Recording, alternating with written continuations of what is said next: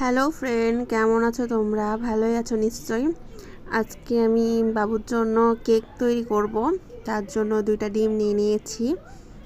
তারপর এখানে সামান্য কিছু চিনি নিয়েছি। চিনি দিয়ে ডিমটাকে সুন্দর করে ফাটিয়ে নিচ্ছি, দেখতেই পাচ্ছ তোমরা।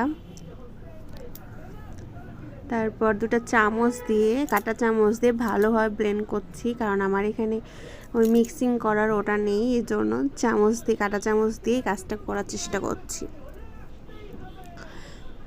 ভালোভাবে মিক্স করছি যাতে চিনির দানাগুলো মিশে যায় ডিমের সাথে সুন্দরভাবে, একটু করে দানা দানা না থাকে।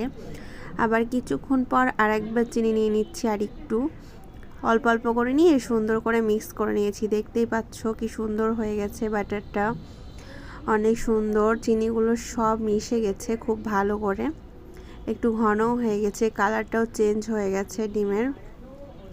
তারপর একটু তেল নিয়ে নিচ্ছি, সয়াবিন তেল দিয়ে নিচ্ছি, দিয়ে ভালোভাবে মিক্স করে নিচ্ছি আবার ডিমটার সাথে।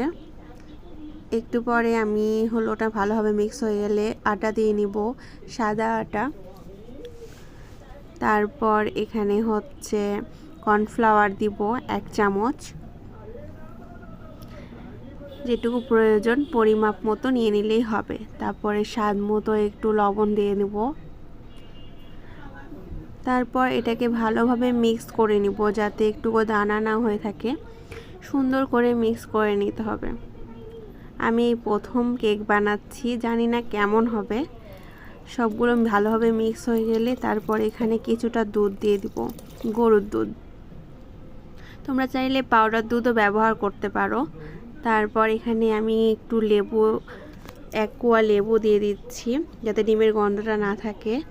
তারপর একটা পাত্রে যেটাতে কেক বানাবো, সেখানে হচ্ছে তেল দিয়ে সাইডে করে নিচ্ছি, যাতে কেকটা না লেগে যায়। উপরে একটা কাগজ দিয়ে নিতে হবে, তাহলে কেকটা ইয়ার সাথে না লাগবে না, লেগে যাবে না। তারপর যেটা পুরো করা হয়েছিল সেটা ঢেলে দিচ্ছি।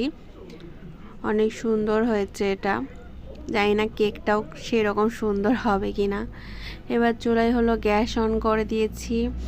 তারপর উপরে থাই প্যান নিয়েছি, থাই প্যানটা হালকা গরম করে নিব, একটু হালকা করে। তারপরে 2টা কাগজ দিয়ে দিব, তার উপরে স্ট্যান্ড দিয়ে কেকের ওই পুরোটা প্যানটা দিয়ে দিব।